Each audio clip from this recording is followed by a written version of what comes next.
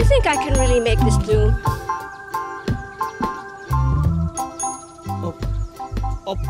Of course, ma'am. Because flowers are like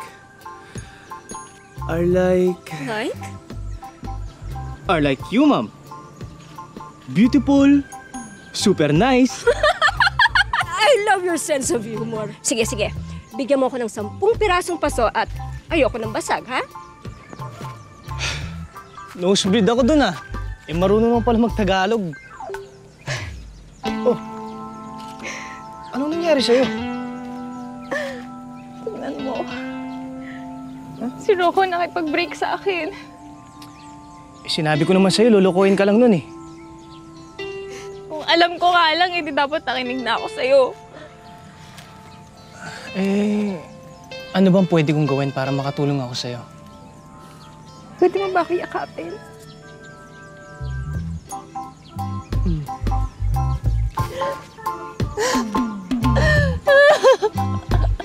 Sige lang. Iyak mo na ng todo-todo, ha? Masarap. Pwede ba boyfriend na lang kita?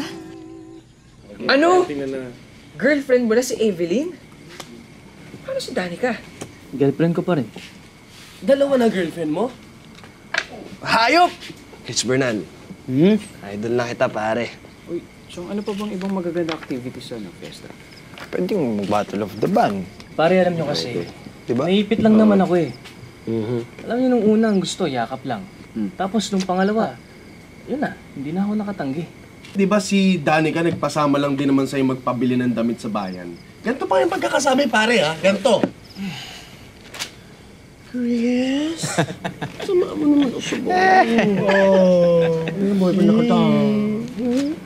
Magpa-beauty contest tayo. Pwede! Nice one. Pare, kasi ako, ayoko lang naman ng nakakasakit ng damdamin eh. Oh, hindi mo naman sinasaktan. Dalawa sila. Tama na, guys. Nako, Iba yan. ayan na ang sitwasyon. Ano? Girlfriend number 1, approaching base. Ayan, patay ka. Sino ba si girlfriend number 1? Sige. Gagawin mo yan, lover boy. Ayan na, okay, maingay. Anong pinag-uusapan nyo? Usoy!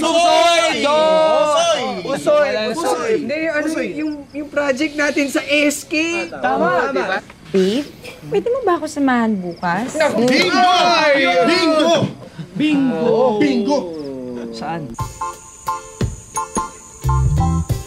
Ano ba kasing ginagawa mo, Poy? Bilisan mo nga. Wala. Inaayos nga, di ba? Inaayos o mas lalong sinisira? Alam mo, hirap sa'yo. Wala kang kabilib-bilib sa akin, eh. Alam mo, lahat naman ginagawa ko siya para sa'yo binibining choice, di ba? Uy, ano ka ba? Baka mamaya may makarinig sa'yo. Ano na naman kaya kamalditahan ang gagawin ng Dominic na to? Siguro yan, pinaglihiyan ka sa Satanas. Ayan, walang kasinsama talaga. Ito naman si Aling Pusit, masyado nagagalit kay Dominic. Eh, may pinaguhugutan naman po siya kung bakit siya ganyan na. Kahit na. Eh ako ba? Bakit? Nung maliit ako, pinamigay din ako ng magulang ko, ah. Pagkatapos nung sagsagan ng martial law, muntik na ako maghahasa. O, naging demonyita ba ako? Oh! Sinong nagahasa? Sinong pinag-uusapan ninyo? Ay, nako kuya, ito kasing si Aling Pusit, masyadong inaapi si Dominic. Hoy! Nagsasabi lang ako ng totoo. Sino si Dominic? Jaran! Ako na! Kuya, hanggang ngayon ba? Hindi mo pa rin kilala yan si Dominic? Ayan, oh. Balik mo sa akin si Grace. Alam nyo, bilis-bilisan natin. Baka mamaya kasi bigla tayong hanapin ni na Tita Marot. Tapos, nandito tayo lahat, ah. Gusto mo ng awa. Sa PCSO ka lumukod dahil hindi ako charitable institution. Tama. Ang witty. Pinaghirapan kong tuksohin ang asawa mo. Hoy! Hoy! Ha!